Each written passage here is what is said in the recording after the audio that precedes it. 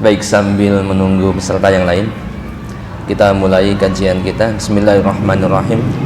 Assalamualaikum warahmatullahi wabarakatuh. Alhamdulillah, wassalatu wassalamu ala rasulillah wa ala alihi wa sahbihi wa man walah, wa la hawla wa la quwata illa billah. Amma ba'du. Baik jamaah, insyaallah dimuliakan Allah Subhanahu wa taala. Alhamdulillah, bersyukur kepada Allah Subhanahu wa taala, di kesempatan yang mulia ini insyaallah kita akan kembali melanjutkan kajian rutin kita. Kali ini saya akan menyampaikan satu judul pembahasan yaitu tentang mengabaikan Al-Qur'an atau bahaya mengabaikan Al-Qur'an. Ya, tentunya bukan perintah mengabaikan Al-Qur'an. Baik jamaah yang berbahagia, seperti yang kita ketahui bahwa Al-Qur'an itu diturunkan oleh Allah Subhanahu wa taala kepada kita manusia. Ini bukan sekedar ayat-ayat ataupun berita-berita, bahkan teks-teks belaka. Akan tetapi Al-Qur'an turun kepada manusia itu bersama dengan fungsinya, atau terdapat fungsi daripada diturunkannya Al-Qur'an. Minimal ada dua, ya, minimal ada dua fungsi besar Al-Qur'an turun kepada manusia.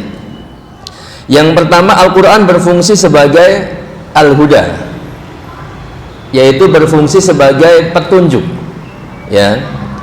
Dan ini terkadang Allah Subhanahu wa taala mengabarkan bahwa Al-Qur'an itu berfungsi sebagai petunjuk untuk orang-orang khusus, yaitu orang-orang yang bertakwa kepada Allah Subhanahu wa taala.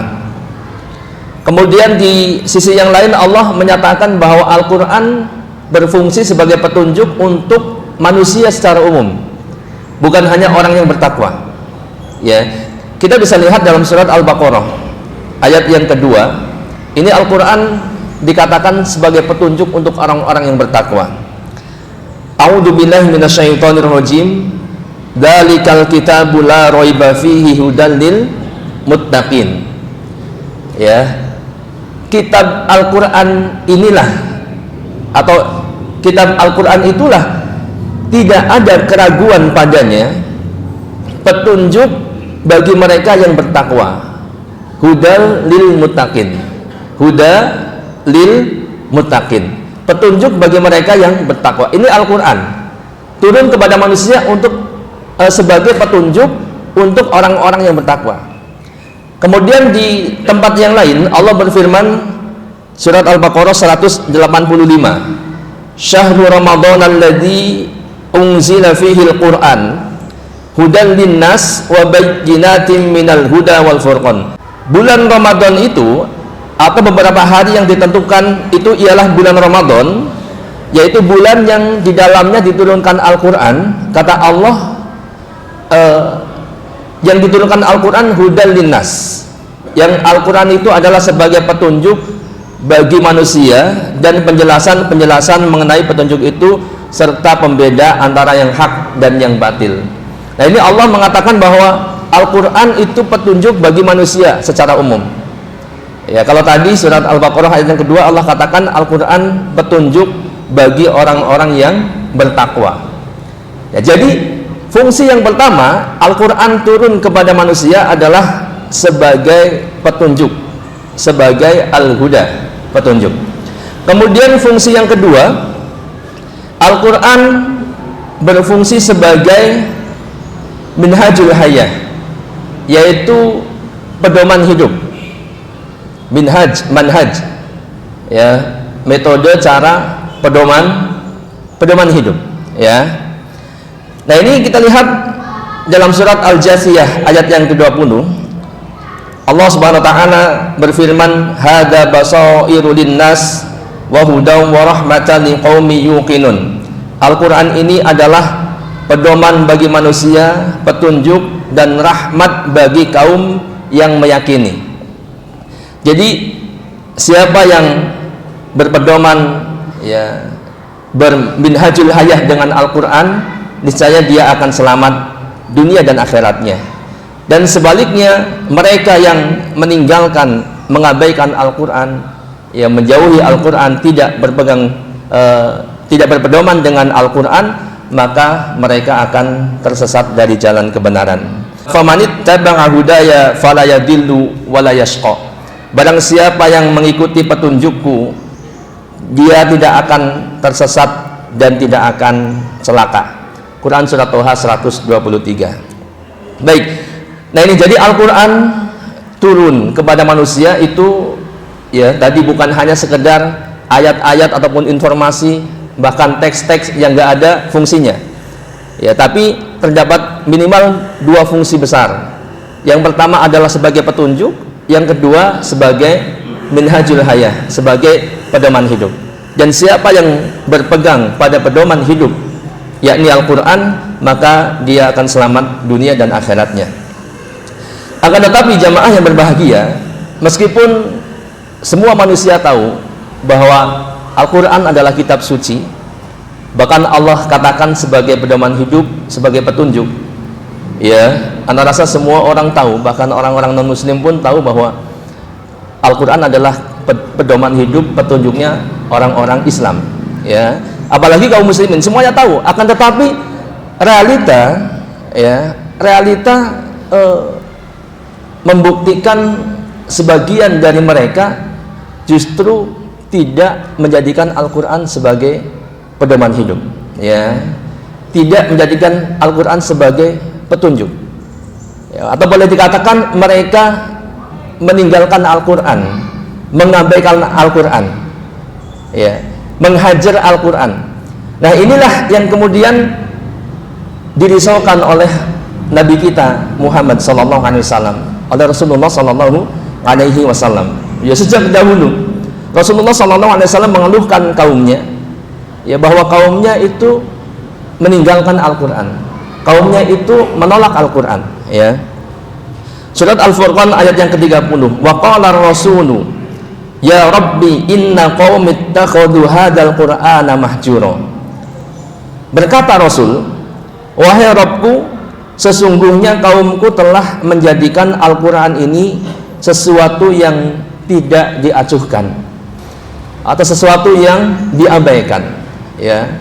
Nah, ini Rasulullah SAW mengeluhkan kaumnya. Pada waktu itu adalah yang dimaksud memang adalah kaum musyrikin Quraisy, orang-orang kafir dari kaum Quraisy. Mereka tidak menerima Al-Quran, tidak menerima apa yang disampaikan oleh Rasulullah, yaitu Al-Quran. Seperti dikatakan oleh Ibnu Katsir rahimahullah dalam tafsirnya, ini adalah karena orang-orang musyrik pada saat itu tidak mau memperhatikan dan tidak mendengarkan Al-Quran. Kita lihat dalam ayat yang lain, Allah berfirman, wa qala alladziina kafaru la tasma'u li hadzal qur'ani walghaw fihi la'anakum taglibun. Nah, ini kebiasaan orang-orang musyrik saat itu. Ketika Rasulullah SAW menyampaikan Al-Quran, ayat-ayat Allah disampaikan kepada mereka, mereka itu tidak mendengarkan Al-Quran, bahkan membuat tandingan-tandingan, suara-suara saingan supaya Al-Quran itu tidak didengar oleh orang-orang, ya. Kita lihat yang artinya, ayat ini artinya, dan orang-orang kafir berkata, wa qala alladziina kafaru la tasma'u li hadzal qur'an, janganlah kalian mendengarkan Al-Quran dengan sungguh-sungguh.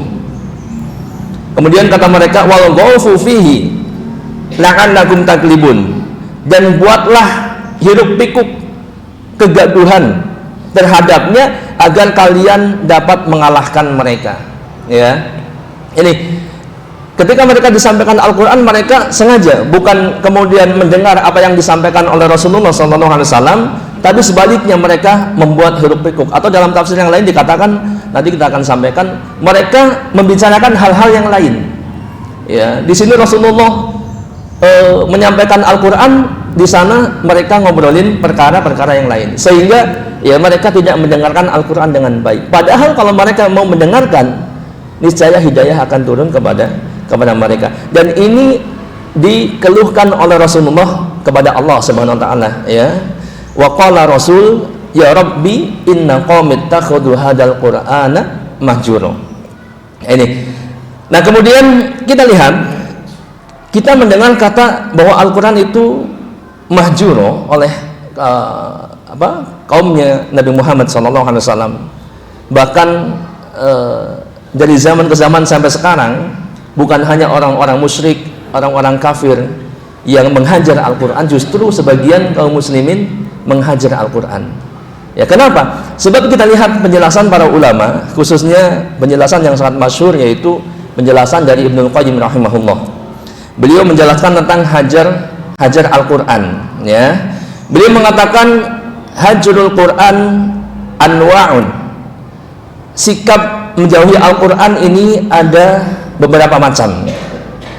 Ahaduha, yang pertama, hajru sama'ihi wal imani bihi wal isgoi ilaih.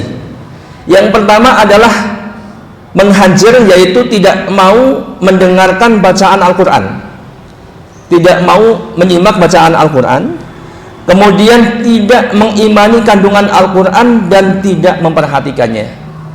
Ini termasuk mengabaikan Al-Quran, menghajar Al-Quran, nggak mau mendengar. Seperti tadi orang-orang musyrik Quraisy ketika dibacakan Al-Quran, mereka justru mengatakan kepada orang-orang jangan dengarkan Al-Quran, malah sebaliknya buat kegaduhan, hiruk pikuk supaya orang-orang tidak mendengar Al-Quran, ya.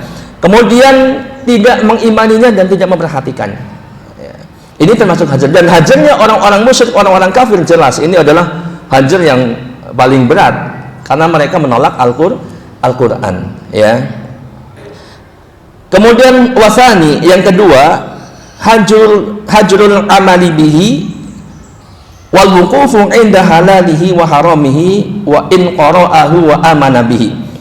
Yang kedua adalah mengabaikan Al-Quran dengan tidak mau mengamalkan kandungan yang terdapat di dalam Al-Quran, kandungannya, ya. Mengabaikan atau menghajar Al-Quran dengan tidak mau mengamalkan kandungannya. Kemudian wal wuqufu inda halalihi wa haramihi, tidak menghalalkan apa yang dihalalkan Al-Quran dan serta tidak mengharamkan apa yang diharamkan Al-Quran. Wa in qara'ahu wa amana bihi, walaupun mereka membaca Al-Quran, membacanya, ya, dan juga mengimani Al-Quran. Jadi tidak cukup mengimani, membaca Al-Quran, ya. Kalau kemudian masih menghajar atau mengabaikan Al-Quran, tidak mengamalkan kandungannya, dan juga tidak menghalalkan apa yang dihalalkan Al-Quran atau mengharamkan apa yang diharamkan Al-Quran, maka ini termasuk menghajar Al-Quran, ya. Banyak kaum muslimin yang kemudian terbalik-balik, kan begitu, ya. Mungkin contoh yang mudah, ketika Al-Quran menghalalkan, contoh, ya, yang saya ingat itu, katakanlah poligami misalkan, malah kemudian sebagian kaum muslimin, muslimah khususnya, ya, seolah-olah menolak. Atau mungkin ada sebagian kelompok, ya, dari kelompok tertentu, biasanya orang-orang liberal, menolak. Dan banyak, ya, ayat-ayat Al-Quran yang ditolak oleh kelompok-kelompok seperti mereka. Atau sebaliknya, Al-Quran mengharamkan, mereka menghalalkan. Ya, misalkan contoh, ya, ada yang menyamakan riba dengan jual beli, gitu kan. Maka ini jelas kalau riba diharamkan oleh Al-Quran, ya. Kemudian mereka menghalalkannya dan yang selainnya. Ini termasuk menghajar ataupun mengabaikan Al-Quran, walaupun membacanya, walaupun mengimaninya, ya. Ketika tidak mengamalkan kandungannya dan juga tidak menghalalkan apa yang dihalalkan dan tidak mengharamkan apa yang diharamkan Al-Quran, ini termasuk menghajar Al-Quran, ya.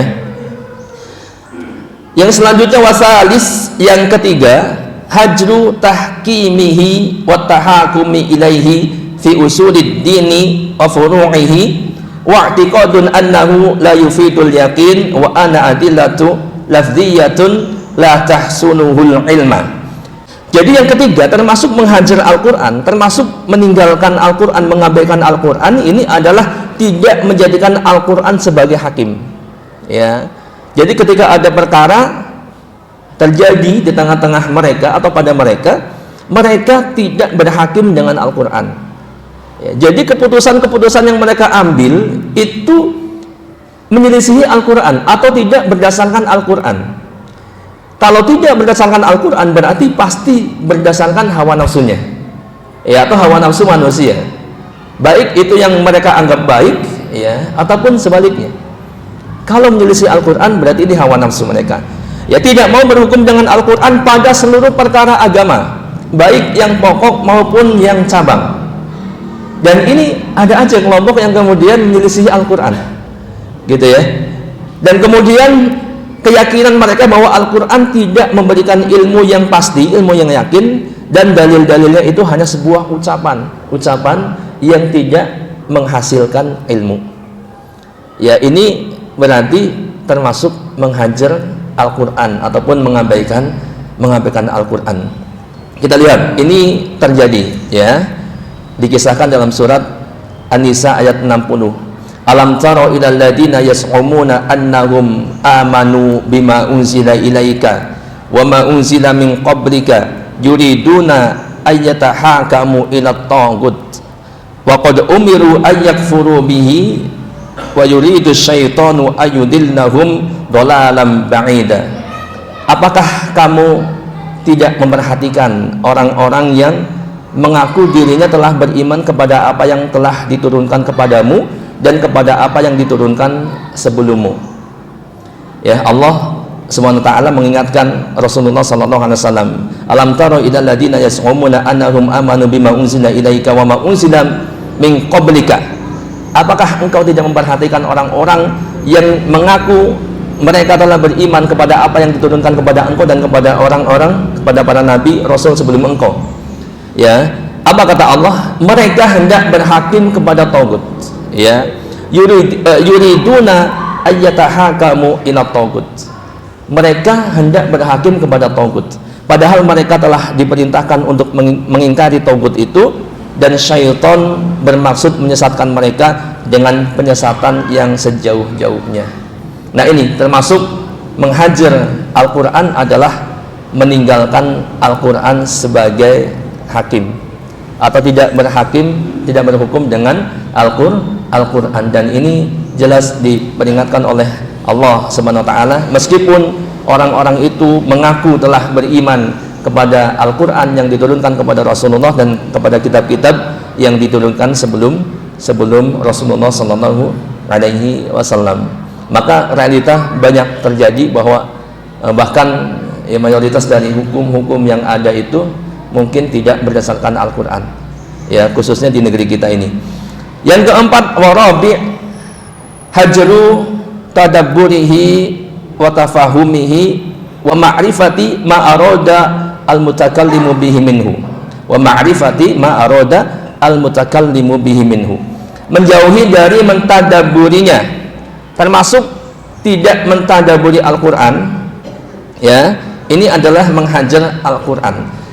Kemudian tidak memahaminya dan tidak mengenal apa yang diinginkan sang pembicara al-mutakallim, yaitu Allah Azza wa Jalla, ya, dengan pembicaraannya tersebut, yaitu ayat-ayat Al-Quran. Ya, tidak mengenal apa yang diinginkan oleh Allah dan apa yang dibicarakannya, yaitu Al-Quran itu sendiri. Ini termasuk menghajar Al-Quran, tidak mentadaburi Al-Quran. Ya, kitabun anzalnahu ilaika mubarakul liyadabbaru ayatihi wa liyatadakkaru ulul albab. Ini adalah sebuah kitab penuh berkah yang kami turunkan kepadamu supaya mereka memperhatikan ayat-ayatnya dan orang-orang yang mempunyai pikiran mendapat pelajaran. Ya, jadi termasuk hajar Al-Quran adalah tidak mentadaburi Al-Quran. Bahkan salah seorang ulama mengatakan hati-hati manusia itu terkunci, ya, tergembok. Kemudian ketika dia mentadaburi Al-Quran, maka gembok itu, kunci itu akan terbuka. Ya, Allah Subhanahu wa taala berfirman, afala yatadabbaruna al-Quran am ala qulubin aqfaluha. Maka apakah mereka tidak mentadaburi Al-Quran ataukah hati mereka terkunci? Ya, ini pertanyaan. Artinya kalau orang-orang tidak tadabbur dengan Al-Quran, hatinya terkunci, ya. Atau sebaliknya, orang yang tadabbur dengan Al-Quran maka hatinya akan terbuka. Ibnu Qayyim rahimahullah juga berkata, barang siapa yang membaca Al-Quran dengan tafakur, yaitu dengan memikirkan ataupun merenunginya, ya, hingga jika melalui sebuah ayat yang dia perlukan untuk mengobati hatinya, ini perhatikan, maka dia mengulanginya walaupun sampai 100 kali. Jadi kalau seorang tadabbur Al-Quran sampai pada satu ayat yang dia perlukan untuk mengobati hatinya, dia ulangi terus sampai berulang kali, sampai 100 kali, bahkan mungkin semalam penuh, ya. Karena membaca satu ayat dengan tafakur itu adalah lebih baik daripada bacaan khotam tanpa tadabbur dan tanpa memahaminya. Ya, saya ulangi, membaca satu ayat dengan tafakur, ya, atau memahami ayat itu, ini adalah lebih baik daripada khotam tanpa tadabbur atau tanpa memahami ayat tersebut. Hal ini juga lebih bermanfaat bagi hati dan lebih mengajak untuk memperoleh keimanan dan merasakan kemanisan iman. Tadabbur itu memiliki kedudukan yang sangat penting, ya, dalam kita berinteraksi dengan Al-Quran. Jadi bukan hanya membaca, tapi juga jangan lupa untuk mengkajinya, ya, ataupun merenungkan makna-maknanya. Ya, tentunya akan lebih baik jika mengkaji, ya, dalam arti bukan sekedar membaca, ya, baik ayat ataupun artinya, tapi juga mengkajinya. Dan ini ternyata lebih baik daripada membaca banyak, ya, jangan khotam, mungkin berkali-kali khotam tapi nggak pernah mentadaburi isinya, ya, maka ini tidak lebih baik, ya. Yang lebih baik adalah membaca, mentafakuri ataupun tadabbur. Yang selanjutnya wal khamis, adapun yang kelima, yaitu hajrul istishfa'i wat tadawi bihi fi jami'i amradil qalbi wa adwaiha fayatlubu shifa adaihi min ghairihi wa yahjuru tadawi bihi. Yaitu yang dimaksud hajar Al-Quran, kata beliau, ini adalah enggan untuk mencari kesembuhan ataupun berobat dengan Al-Quran pada seluruh jenis penyakit hati. Jadi ketika seorang merasakan hatinya, ya, sudah mulai berpenyakit gitu, ya, atau hatinya merasa kotor, ya, kemudian atau merasa gundah gulana dan lain sebagainya, dia bukan lari kepada Al-Quran tapi lari kepada misalkan hal-hal yang lain, ya, entah itu syair-syair, entah itu nyanyian-nyanyian, ya, bahkan itu mungkin meditasi atau membaca bacaan-bacaan yang lain selain Al-Quran, ya. Dan justru kata beliau, mencari kesembuhan dan obat pada selain yang terdapat dalam Al-Quran, ini adalah termasuk obat fisik, ya, apalagi obat hati, ini termasuk menghajar Al-Quran. Nah, kelima inilah, ya, maka kata beliau, wa kullu hada dakhilun fi qawlihi ta'ala wa qala rasulu ya rabbi inna qaumi ittakhadhu hadzal qur'ana mahjura. Kata beliau, kelima tadi yang disebutkan oleh beliau, ya, ini masuk ke dalam firman Allah Subhanahu wa taala, wa qala Rasul berkata, wahai Rabbku, sesungguhnya kaumku menjadikan Al-Quran ini suatu yang tidak diacuhkan atau suatu yang diabaikan. Jadi jamaah yang berbahagia, ya, menghajar Al-Quran, mengabaikan Al-Quran, ya, yang ini memiliki bahaya tadi yang disebutkan, dan nanti sedikit akan ada tambahan. Bukan hanya menolak atau tidak beriman kepada Al-Quran, tapi termasuk menghajar Al-Quran adalah tidak mau mendengar, menyimak Al-Quran, ya, termasuk tidak membacanya, kemudian tidak mengamalkan kandungan-kandungannya, tidak berhukum dengan Al-Quran, ya, kemudian tidak berobat, ya, baik untuk penyakit hatinya ataupun penyakit fisiknya dengan Al-Qur'an. Ini termasuk mengajar Al-Qur'an. Ya, dan Anda rasa ini kadang terjadi pada kita. Contoh misalnya mungkin kita sedikit sekali menyimak bacaan Al-Qur'an. Termasuk sedikit sekali membaca Al-Qur'an.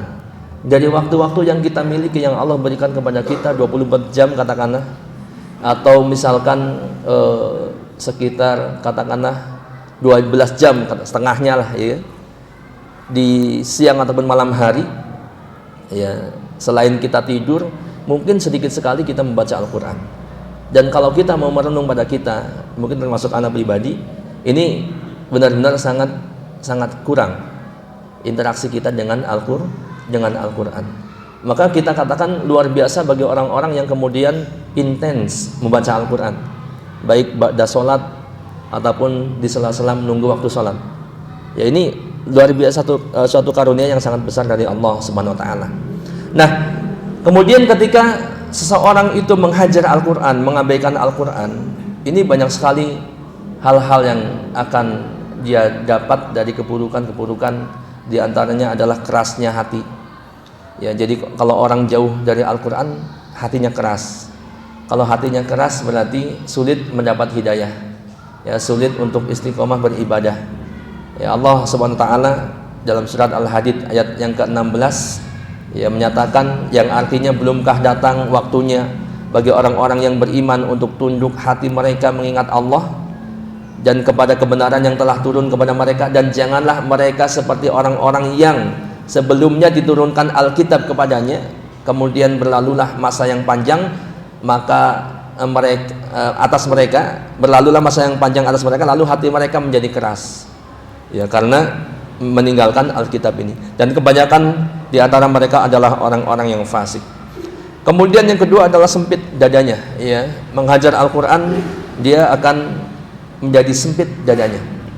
Barang siapa yang dikehendaki oleh Allah mendapat hidayah, faman yuridillahu ayyahdiyahu yashrah sadrahu lil Islam wa man yurid ayyudillahu yaj'al sadrahu dayyqan haraja. Barang siapa yang dikehendaki Allah mendapat petunjuk hidayah, dia akan membukakan dadanya untuk menerima Islam ya, dadanya luas gitu. Dan barang siapa yang dikehendaki menjadi sesat oleh Allah, Allah akan menjadikan dadanya sempit dan sesak. Nah, ini ketika menjauhi Al-Qur'an ya, dia pasti tersesat, dan orang yang tersesat akan dijadikan sempit dan sesak dadanya. Kemudian kehidupan yang sulit bagi orang-orang yang meninggalkan ataupun menghajar Al-Qur'an. Wa man a'rada 'an dzikri fa inna lahu ma'isatan dongka wa nahsyuruhu yaumal qiyamati a'ma. Dan barang siapa yang berpaling dari peringatanku, maka sungguh dia akan menjalani kehidupan yang sempit ya, ma'isatan dongka, bukan hanya di dunia termasuk di akhirat, dan kami akan mengumpulkannya pada hari kiamat dalam keadaan buta. Ya, dunia dan akhirat, orang-orang yang jauh dari hidayah Al-Qur'an, yang meninggalkan Al-Qur'an, mengabaikan Al-Qur'an, dia akan merasakan kehidupan yang sempit, dan di akhirat nanti mereka akan dibangkitkan dalam keadaan buta, walaupun di dunia mereka melihat dengan sempurna ya, melihat dengan penglihatan yang sempurna ya. Dan mereka bertanya ketika dibangkitkan, wahai Rabbku, mengapa engkau kumpulkan kami dalam keadaan buta, padahal dulu waktu di dunia kami dalam keadaan melihat. Kemudian kata Allah, demikianlah ya, telah datang ayat-ayat kami kepada engkau dan engkau telah melupakannya ataupun mengabaikannya. Begitu pula hari ini engkau diabaikan, dibangkitkan dalam keadaan buta. Dan kemudian yang terakhir, seorang yang mengabaikan Al-Qur'an, dia akan kehilangan banyak sekali keutamaan ibadah yang berkaitan dengan Al-Qur'an ya. Di antaranya adalah orang yang membaca Al-Qur'an, dia akan mendapatkan keberuntungan yang sangat besar, keberuntungan yang tidak pernah rugi, perniagaan yang tidak pernah rugi, seperti dijelaskan dalam surat Fatir ayat 29 sampai 30 ya. Innal ladzina yatluna kitaballah wa aqamus shalah wa anfaqu mimma razaqnahum sirran wa alaniyah yarjuna tijaratan lan tabur. Yarjuna tijaratan lan tabur. Mereka menghendaki perniagaan yang mengharapkan perniagaan yang tidak akan merugi. Ya celuna kitab Allah, membaca kitabullah, ya. Kemudian kalau kita lihat juga, kalau kita mau hitung-hitungan seperti kalau kita membaca Al-Quran, man qara'a harfan min kitabillah falahu bihi hasanah. Barang siapa yang membaca satu huruf dari kitabullah, maka baginya satu kebaikan. Ya, wal hasanatu bi asyri amsalihha, satu kebaikan kemudian dilipat gandakan atau dibalas dengan 10 kebaikan. Ya, kemudian tidak dikatakan alif lam mim satu huruf, tapi alif satu huruf, lam satu huruf, mim satu huruf. Antum bisa bayangkan baca alif lam mim saja sudah 3 huruf, 30 kebaikan. Ya, satu kebaikan dibalas 10 kebaikan, sehingga alif lam mim saja sudah sangat banyak kebaikan pahala yang kita dapatkan. Ya, kemudian yang kedua, ya orang yang meninggalkan Al-Quran dia akan kehilangan satu prestasi, yaitu kedudukan yang mulia di sisi Allah Subhanahu wa taala. Ya, dengan Al-Quran Allah mengangkat derajat suatu kaum, dan dengan Al-Quran Allah merendahkan, yaitu orang-orang yang mengabaikan Al-Quran, meninggalkan Al-Quran, dia akan direndahkan kedudukannya. Kemudian Allah katakan orang yang mahir membaca Al-Quran, dia akan bersama malaikat yang dimuliakan. Ya, al-mahiru bil Quran ma'a safaratil kiramim bararah. Orang yang mahir membaca Al-Quran, dia akan bersama malaikat yang dimuliakan. Kemudian akan kehilangan, ya, kesempatan mendapatkan syafaat Al-Quran. Ini orang yang mengabaikan Al-Quran. Ya, Iqra'ul Quran fa innahu ya'ti yaumal qiyamati syafi'an di ashabi. Bacalah Al-Quran, sesungguhnya Al-Quran itu akan datang pada hari kiamat memberi syafaat kepada pembacanya. Dan orang-orang yang meninggalkan Al-Quran, yang tadi termasuk menghajarnya adalah tidak membacanya, ya, tidak menyimaknya, tidak membacanya dan seterusnya, maka dia kehilangan, ya, satu keutamaan yang besar, yaitu tidak mendapat syafaat dari Al-Quran. Kemudian yang terakhir adalah kedudukan yang tinggi di dalam surga, karena, ya, kedudukan seorang mukmin di dalam surga nanti itu bergantung kepada ayat-ayat yang dia baca. Ya, ditawarkan kepada penghafal Al-Quran atau pembaca Al-Quran, baca dan naiklah ke tingkatan berikutnya. Baca dengan tartil sebagaimana dulu engkau membaca Al-Quran ketika di dunia. Kemudian karena kedudukanmu di surga itu setingkat dengan banyaknya ayat yang kamu hafal. Ya, atau mungkin kalau tidak menghafal yang tidak baca. Kan begitu ya, semakin banyak membaca Al-Quran, maka kedudukan di surga akan semakin tinggi. Ya, pasti berbeda. Ya, orang yang banyak membaca Al-Quran dengan orang yang mengabaikan Al-Quran, ini jauh berbeda, ya, seperti perbedaan antara langit dan bumi. Wallahu a'lam bishawab. Ini yang dapat disampaikan sebagai pengingat kepada kita bahwa kita sebagai seorang muslim tentunya sudah selayaknya untuk memperhatikan kita semakin dekat dengan Al-Quran, dan semoga Allah menjauhkan kita dari ciri, tanda, ataupun hal-hal yang termasuk hajar Al-Quran ataupun mengabaikan Al-Quran. Semoga bermanfaat. Subhanakallahumma bihamdika asyhadu an la ilaha illa anta astaghfiruka wa atubu ilaik. Assalamualaikum warahmatullahi wabarakatuh.